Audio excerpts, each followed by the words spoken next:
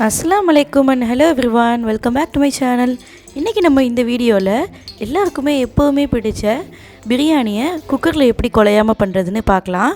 அது கூட ஒரு சூப்பரான ஹைதராபாதி ஸ்டைல் கத்திரிக்காய் கிரேவி எப்படி பண்ணுறதுன்னு பார்ப்போம். இப்போது ஒரு குக்கரில் ஒரு 2 டேபிள் ஸ்பூன் அளவுக்கு எண்ணெயும் 1 டேபிள் ஸ்பூன் அளவுக்கு நெய்யும் எடுத்திருக்கேன்.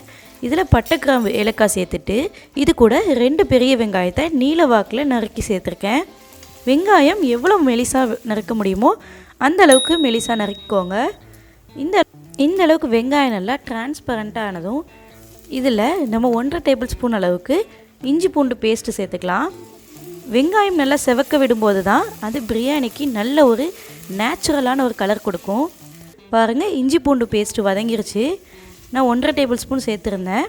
அடுத்ததாக இதில் புதினா கொத்தமல்லியும் பச்சை மிளகாவும் இந்த ஸ்டேஜ்லேயே சேர்த்துட்டோன்னா அது ஃப்ளேவர் அந்த டிஷ்ஷு ஃபுல்லாகவே இறங்கிடும். இப்போ இதில் 2 ஸ்மால் சைஸ் தக்காளியை நறுக்கி ஆட் பண்ணிக்கிறேன். நான் 2 கப் அளவுக்கு பாஸ்மதி ரைஸ், அதுக்குள்ளே மெஷர்மெண்ட் தான் சொல்லிகிட்ருக்கேன். இப்போ இதில் 1 டேபிள் ஸ்பூன் அளவுக்கு மிளகாய் தூள், ஒரு 1/2 டேபிள் ஸ்பூன் அளவுக்கு பிரியாணி மசாலா நம்ம ஆட் பண்ணிக்கலாம். இது வந்து ஹோம்மேட் பிரியாணி மசாலா. இது கூட தேவையான அளவுக்கு உப்பு ஆட் பண்ணிவிட்டு ஒரு 1/2 மூடி எலுமிச்சை பழத்தை இதுக்குள்ளே பொழிஞ்சிக்கிறேன். இப்படி எலுமிச்சை பழம் ஸ்டார்டிங்லேயே சேர்க்கும் போது உங்களுக்கு டிஷ்ஷு ரொம்பவே சூப்பராக வரும். இந்த அளவுக்கு எண்ணெய் பிரிஞ்சு மசாலாலாம் வெந்து வந்ததுக்கப்புறமா இதில் நம்ம கழுவி எடுத்து வச்ச சிக்கனை நம்ம ஆட் பண்ணிக்கலாம். நான் இன்றைக்கி ஒரு 1/2 கிலோ அளவுக்கு சிக்கன் எடுத்திருக்கேன். இப்போது சிக்கன் இந்த மசாலாவில் நல்லா வதங்கட்டும். இதுக்கு நம்ம கொஞ்சம் 1 மினிட்டாவது நமக்கு டைம் கொடுக்கணும். பாருங்கள், சிக்கனும் நல்லா வதங்கிடுச்சு. இப்போ இதில் 1.5 டேபிள் ஸ்பூன் அளவுக்கு நல்லா திக்கான கர்டு எடுத்திருக்கேன். இதையும் இது கூட சேர்த்துட்டு கட்டி இல்லாமல் நல்லா வதக்கிக்கோங்க. இப்போ தயிர் சேர்த்த அப்புறமா நல்லா கொதிக்க ஆரம்பிச்சிருச்சு. இப்போது நான் எடுத்திருக்க அரிசிக்கு 1க்கு 1.5 அளவுக்கு நான் தண்ணி எடுத்திருக்கேன்.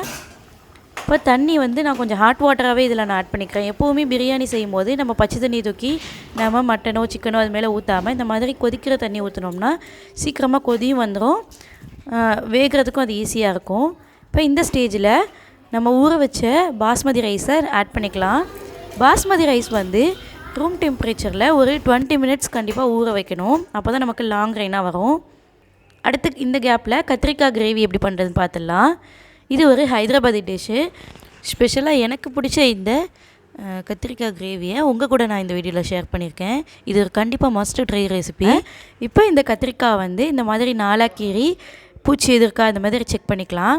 இப்போ இதுக்கு தேவையான ஒரு பேஸ்ட் நம்ம ரெடி பண்ண போகிறோம். அதுக்கு நான் 2 டேபிள் ஸ்பூன் அளவுக்கு வேர்க்கடலை எடுத்திருக்கேன். வேர்க்கடலையை எண்ணெய் இல்லாமல் இந்த மாதிரி வறுத்து எடுத்துக்கோங்க. நம்ம சிம்மில் வச்சு வறுக்கும் போது தான் அது நல்லாவே நமக்கு வறுப்பட்டு வரும். அடுத்ததாக இதில் 1 டேபிள் ஸ்பூன் அளவுக்கு வெள்ளை எள் எடுத்திருக்கேன். கருப்பு எள் கண்டிப்பாக எடுத்துக்காதீங்க, வெள்ளை எள் தான் நல்லாயிருக்கும். கருப்பு எள் எடுத்திங்கன்னா கலர் கொஞ்சம் சேஞ்ச் ஆகுற மாதிரி இருக்கும். அதனால் வெள்ளை எள் எடுத்துகிட்டு இந்த மாதிரி லோ ஃப்ளேமில் பொன்னிறமாக செவக்க வறுத்து எடுத்துக்கோங்க. அடுத்ததாக இதில் ஒரு பாதி பெரிய வெங்காயத்தை கட் பண்ணி லைட்டாக தேவைப்பட்டால் கொஞ்சமாக ஆயில் ஆட் பண்ணி இதை வறுத்து எடுத்துக்கலாம். வெங்காயத்தோட இந்த ஒரு ஸ்வீட்னஸ் வந்து கண்டிப்பாக எள்ளில் இருக்க கசப்பை எடுத்துரும். இப்போ 1 டேபிள் ஸ்பூன் அளவுக்கு தேங்காய் துருவல் எடுத்திருக்கேன். தேங்காய் வந்து ரொம்ப அதிகமாக எடுத்துடாதீங்க, இப்போ ரொம்பவே திக்காக கெட்டியாக போயிடும் நம்ம பண்ணுற கிரேவி. பாருங்கள், தேங்காயும் வெங்காயமும் ஒன்றா வறுத்து எடுத்துட்டேன். இப்போ இதில் 1 டேபிள் ஸ்பூன் அளவுக்கு மல்லி, 1/2 டேபிள் ஸ்பூன் அளவுக்கு ஜீரகம், இது 2ஐயும் சேர்த்துட்டு நான் மிதமான சூட்டில் வறுத்து எடுத்துக்க போகிறேன். ஜீரகம் நல்லா செவக்க வறுக்கணும். அதே போல் மல்லியும் வந்து அதோட மனம் வர அளவுக்கு வறுத்துக்கோங்க. இப்போ நம்ம வறுத்து எடுத்த எல்லாத்தையுமே கொஞ்சம் நேரம் நம்ம ஆற வச்சுக்கலாம். வேர்க்கடலை எடுத்துருந்தோம் இல்லையா, இதை வந்து தோல் நீக்கிடலாம். இப்போ இதை நம்ம வறுத்து எடுத்தது எல்லாத்தையும் ஆற வச்சு நம்ம பேஸ்ட்டாக அரைச்சிக்க போகிறோம். அடுத்து கிரேவி பண்ண இப்போ ஸ்டார்ட் பண்ணிடலாம். ஒரு கடாயில் 2 டேபிள் ஸ்பூன் அளவுக்கு சன்ஃப்ளவர் ஆயில் எடுத்துக்கிறேன். இதில் நம்ம நறுக்கி எடுத்து வச்ச கத்திரிக்காயெலாம் ஆட் பண்ணி நம்ம வதக்கிக்க போகிறோம். ஒரு 3/4 பதம் வேகிற அளவுக்கு இந்த மாதிரி நம்ம வதக்கிக்கணும். கத்திரிக்காவை சின்ன சின்ன துண்டாக கூட நீங்கள் கட் பண்ணி வதக்கியிருந்துருக்கலாம். அது வந்து ரொம்ப சீக்கிரமே கரைஞ்சி போயிடும். இந்த மாதிரி நம்ம கட் பண்ணிவிட்டு நம்ம ஃபுல்லாகவே எடுத்துக்கும் போது கிரேவி செஞ்சு முடிக்கையில் நமக்கு ஒவ்வொரு கத்திரிக்காவும் முழுசாக வரும். பாருங்கள் இந்த அளவுக்கு வதக்கி நான் எடுத்துக்கிறேன். இப்போ திரும்ப கடாயில் 1 டேபிள் ஸ்பூன் அளவுக்கு எண்ணெய் எடுத்துக்கிறேன். அடுத்ததாக இதில் கொஞ்சமாக ஜீரகம், அதாவது ஒரு 1/2 டேபிள் ஸ்பூன் அளவுக்கு ஜீரகம் சேர்த்துக்கலாம். ஜீரகம் சேர்த்துட்டு அது நல்லா பொரிஞ்சதும் இதில் 1 கொத்து அளவுக்கு கருவேப்பிலை எடுத்துக்கலாம். கருவேப்பிலை கண்டிப்பாக சேர்க்கணும். அடுத்ததாக இதில் ஒரு 1/4 டீஸ்பூன் அளவுக்கு மஞ்சள்தூள் சேர்த்துட்டு 1/2 டேபிள் ஸ்பூன் மிளகாய்த்தூள் சேர்த்துக்கோங்க. மிளகாய்த்தூள் சேர்க்கும் போது கவனிக்க வேண்டிய விஷயம் என்னென்னா, கண்டிப்பாக நம்மளோட அடுப்பு வந்து சிம்மில் இருக்கணும். இல்லைன்னா மிளகாய்த்தூள் கரிஞ்சு போக அதிகமாக வாய்ப்பு இருக்குது. பாருங்கள், மிளகாய் தூள் சேர்த்துட்டு நான் இதில் இப்போ ஒரு 1/2 டேபிள் ஸ்பூன் அளவுக்கு இஞ்சி பூண்டு பேஸ்ட்டு சேர்த்துக்கிறேன். இஞ்சி பூண்டு பேஸ்ட்டு சேர்த்ததும் இதை நல்லா வதக்கி விட்டுக்கோங்க. இந்த எண்ணெயில் இந்த இஞ்சி பூண்டு நல்லா கரைஞ்சி முருகிற அளவுக்கு நல்லா முருவி வரணும். இப்போ அடுத்ததாக இதில் நம்ம அரைச்சி வச்சோம் இல்லையா, வேர்க்கடலை, எள், தேங்காய், வெங்காயம், அந்த பேஸ்ட்டை இதில் ஆட் பண்ணிக்கலாம்.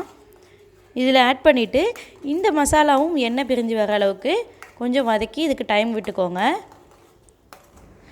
இதில் இப்போது கொஞ்சமாக தண்ணி ஆட் பண்ணிக்கலாம். நம்ம மிக்ஸி வந்து திக்கான பேஸ்ட் அரைச்சோம் இல்லையா, அதிலே கொஞ்சமாக தண்ணி ஆட் பண்ணி அலசி ஊற்றிக்கலாம். இதில்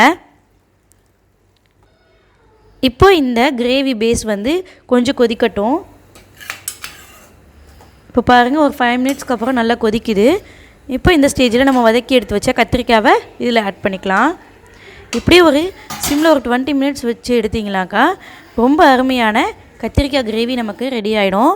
இது ரொம்ப டெலிஷியஸாக இருக்கும். இது கண்டிப்பாக ட்ரை பண்ணுங்கள். இப்போ ரைஸ் எப்படி குக் ஆகிருக்குன்னு பாருங்கள். இது வந்து பிரியாணி தம் போடும்போது ஸ்டார்டிங்லேயே நான் விசில் போட்டுறாமல் ஓரளவுக்கு தண்ணி வற்றினதும் ப்ரெஷர் போட்டுட்டு ஒரு 10 நிமிஷம் சிம்மில் வச்சேன். இந்த அளவுக்கு உதிரி உதிரியாக ரொம்ப ஃப்ளேவர்ஃபுல்லான பிரியாணி கிடச்சிருக்குது நமக்கு. இந்த ரெசிபியை கண்டிப்பாக ட்ரை பண்ணி பாருங்கள். அண்ட் மறக்காமல் நம்ம சேனலை சப்ஸ்கிரைப் பண்ணிடுங்க. தேங்க்ஸ் ஃபார் வாட்சிங்.